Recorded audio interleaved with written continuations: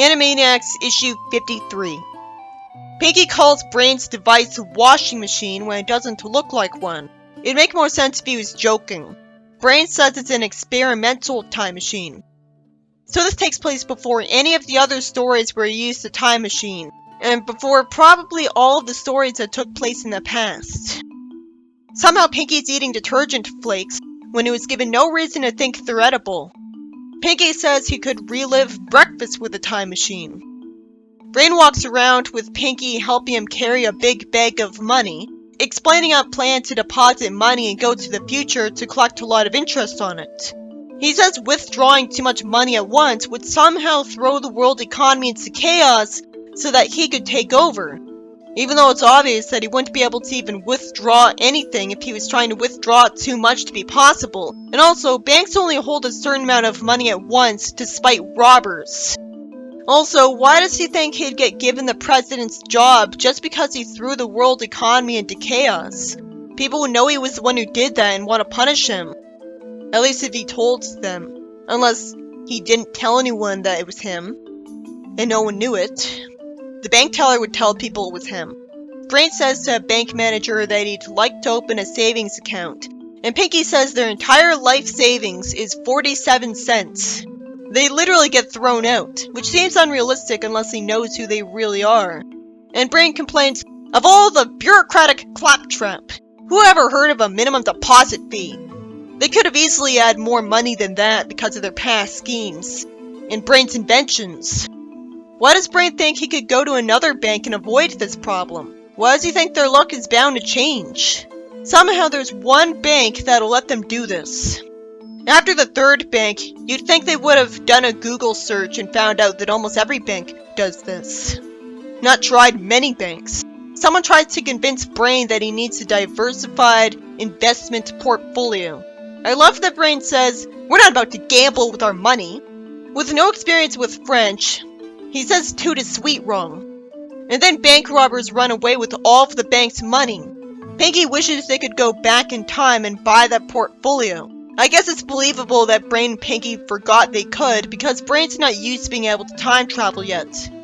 Somehow Pinky asks how much they could get for the time machine at the pawn shop when he just suggested a use for it. Naturally, Brain doesn't try to sell it at a pawn shop because he'd rather keep such an abusable machine that could get himself rich to himself for tons of different plans. And there's other ways for him to get rich. Somehow, Pinky says public transit would be easier. They go back in time, and Brain says they need to find their past selves. But then he tells Pinky to hide down this alley, and tells him that if he makes direct contact with them, they could severely alter the future. It makes sense that he'd rather avoid a paradox. But he's creating one anyways because he plans to switch bags with them. So that's going to alter his future anyways because he's him. Pinky complains that he's planning on stealing. He's been opposed to this before, but there's also been stories where he didn't complain at all about their plans requiring theft. He wastes a lot of time complaining, even though it's their money, and their past selves see them. Brain somehow expects another Brain to believe his blatant lie, when he'd know that there aren't identical cousins, and if there were, there'd be no way that both his cousin and Pinky's would be here. And Brain would know when Brain's lying. Naturally, a Pinky asks Brain if he has any cousins, and Brain's Pinky admits the truth, and somehow the other Brain doesn't believe him until he's reminded about his time machine. So the other Brain agrees to let them have their money because he trusts himself. Yeah, duh. They decide to go back to the present instead of remembering to buy the portfolio. Brain did dismiss that as gambling, but I wish he said he changed his mind about buying it and that's why. Somehow, everyone looks like big pink birds with sentience just because he kept himself from putting 45 cents in the bank, and the story ends.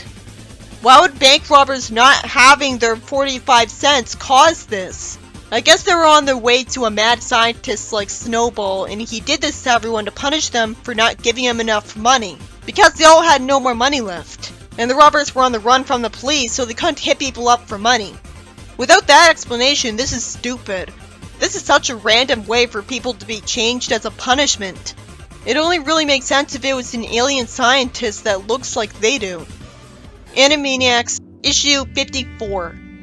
It starts out in 1870, and Pinky's cage is just outside of a railroad station. Brain brags about his steam engine being able to run anything, and assumes that soon everyone will need his device, and fortunately acknowledges that he needs to get the public's attention on it first. He says he needs to demonstrate it, and he owns the patents to the steam engine and the coal pellets somehow. Somehow Brain decides to put his finger in a part of the machine that he knows he shouldn't put it in. Someone says they're making too much noise and hopes they'll settle down if he covers their cage. Brain sees that the cover advertises a railroad competition, and decides to compete and use his steam engine to drill a tunnel and get the recognition he deserves. So he goes there, and a bunch of panels are wasted with boring, redundant dialogue. The contest finally starts, and Pinky would rather sit on a barrel and think of a song to make Brain a folk hero than bring over TNT like he was told. The edge of his guitar catches fire and an explosion hits the two of them, but they're fine in the next panel because they can heal really fast. So Brain uses a drilling machine. Pinky's lyrics distract the competitors into not watching what they're doing and causing a bunch of rubble. So Brain acknowledges that he's actually helping him. Eventually, after more boring panels of Pinky singing again, Brain yells at him for it and gets apologized to. He tells Pinky to keep an eye on the compass and make sure he's heading north. Let me guess, he'll fail at that too. Pinky looks away from the compass because he'd rather look at Brain's competitor. Brain uses an automatic pick, so why is he not taking the compass and looking at him? He's got nothing else to do.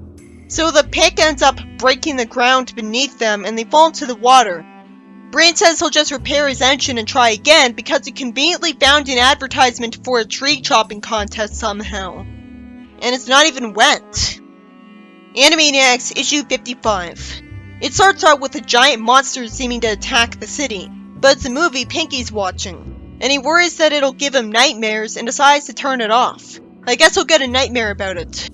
He somehow thinks Brain's device is a tanning bed, and Brain says it's a device that'll let him enter mankind's collective dream conscious that doesn't exist. I liked it better when he said he was making a potion. Brain's desperate enough to think he could influence people's subconscious in their dreams, and get handed the president's job because of that. Brain calls the self-help guru annoying, and gets the idea to hold a big rally in humanity's non-existent collective unconscious to become a figurehead in their dreams, in the hopes that they'd honor him for real. They use the machine, and Brain already knows the dream realm's called Slumberland. He says it's a place where anyone can get whatever they want. Pinky sees a door out in the open meant to show what the president wants, and Brain doesn't notice it. He says that by concentrating, anyone can create whatever they want in the dream realm. He says he'll need a loudspeaker device, and Brain gets a megaphone and a stage with curtains, and entertains people by showing them Pinky juggling bowling pins in a bowling ball. He tells people that he's smart enough to change the real world into a world like this one, and says he'll study their dreams and make them a reality. But all they have to do is remember him and follow him like a leader when they wake up. He tells Pinky to stop dreaming things up and pay attention. Pinky tries to impress people by summoning donuts on sticks he's holding and moving them. Brain could have easily not said he's created a monster based on this one harmless display. Instead, he accidentally reminds Pinky of the monster he saw on TV, and it scares Pinky and Brain in front of everyone there, getting them to run out there and wake up in beds. They get greeted by people who saw them in the dream, and they're smiling and somehow consider them to be babies because they're afraid of a giant monster. I thought they'd all be afraid of it too, and that'd be the problem. That they wouldn't want their world to become like a dreamland, because things like that would be in it. Instead, the ending sucks, being ridiculously mean-spirited when any of them would have reacted the same way to that monster. To be fair, if they can zap up anything just by imagining it there, they could have imagined ray guns to destroy the monster instantly. But I understand that they didn't do something like that because they weren't used to being able to do that. So they didn't think to in a panic when they're a lot more used to running away from big threats. So this could have been avoided, and that makes it even worse. Animaniacs issue 56. Brain tries to use a button on a remote control a lot and eventually discovers an audible frequency at which fabric contracts, which causes Pinky's pants to be too tight, somehow. He says that when he does this to everyone, they'll all refuse to leave home and leave the world in his hands. And how is he supposed to get people to carry out his orders and change the world if nobody walks around outside anymore. He'd have to leave some people alone, and then they'd be able to act against him. Besides, everyone would have to cut their pants with something to be able to use the bathroom. And at that point, everyone would just get themselves out of their pants. But then he could always use the device again, and people would be too embarrassed to walk around without any fabric covering them. So I guess the real problem here is, how is it even possible that he can do this? And Pinky's out of character by thinking that wedgies around the world is a beautiful thought when he's not usually sadistic towards humanity. Brain says there's still work to be done and wonders how the frequency could work on khakis and other stuff. So Pinky takes him to a convenient trouser vest he already had in his day planner. So Brain says he'll do research in the hotel while Pinky gathers data, and Brain thinks he needs a disguise when obviously it's a paper-thin disguise. And people would find the sight of mice sitting on lever-controlled mannequins to be even more weird than talking mice on the streets. Lucky for Pinky, someone's happy at seeing him when he asks to buy his pants despite how he sticks out. And he calls him ma'am for no reason. It'd make more sense if he knew it was Pinky and just called him ma'am as a joke. Someone else wants the same pair of pants, but he goes from sinister to saying that he's new in town and needs Pinky to show him the sights. He must just be trying to suck up to him because there's no way to think he's pretty. Naturally, Pinky agrees as long as it'll get him more pants. It makes sense for someone to suck up to Pinky to try to get Brain to do him a favor because Brain's such a genius. Brain tells Pinky to keep exploiting him, and Pinky yells at him for it because he's morally opposed to this, but not killing tons of clones of his best friend. So after some wasted panels, Pinky gets asked if there's someone else and says yes, and lets him think he's breaking up with him. Pinky apologizes to Brain and says his self-respect is more important than any plan for world domination. Suddenly he thinks this. Brain doesn't care because all he has to do is broadcast his signal. He presses a button and he and Pinky lose some of their fur. Luckily they are wearing underwear, presumably just in case they lost their fur. But I don't see how Brain's fur hit his boxer shorts, because they stick out. And how could you put boxer shorts under fur which grows out of your skin? Brain says he forgot to carry the six, so he ruined his own plan for a change. But that still doesn't make sense. It's not very likely that a genius like him would make that mistake when there's usually no sign that he gets his math wrong. Besides, why would he ever do math in his head instead of just using a calculator? Doing it in your head would take longer. Snowball ruining the plan would make more sense. This story by Frank Strom from Archie is about Brain using his time machine in a creatively mundane way in a get-rich-quick scheme. By planning to deposit money and then go to the future to get rich off the interest. He expects to be allowed to open a savings account even though he's not legally a person and citizen and he's not even in a disguise. But that's not even why he's rejected. He's rejected because he can't pay the minimum deposit fee. But that's just there for padding because somehow he finds a bank that doesn't have a minimum deposit fee. He finds out that the bank's destined to get robbed, taking his money away, and Pinky gives him an idea on how to get it back. Realistically, the truth is all that's needed to get it back from the past selves. So it's too bad there's no explanation for why this gets everyone else turned into bird people. Because that could have been more interesting than a whole plot about trying to deposit money in a bank. Also, the story ignores the fact that Brain said he had a Swiss bank account in an earlier issue. But this could be justified if this takes place before it or in a separate universe. This story by Jesse McCann is about Brain wanting to get the attention for his steam engine because it somehow thinks he'd be the ruler of the world if everything ended up running on his patented engine, rather than it just making him rich. I guess he means he plans on using that money to buy materials for a robot army to take over the world. Anyways, he enters a digging contest to show off his drill, but ends up failing because he somehow trusted the task of staring at the compass to Pinky, even though he's using an automatic pickaxe, so he has nothing else to do. So Pinky stops paying attention to the compass and they end up falling because they're sent in the wrong direction.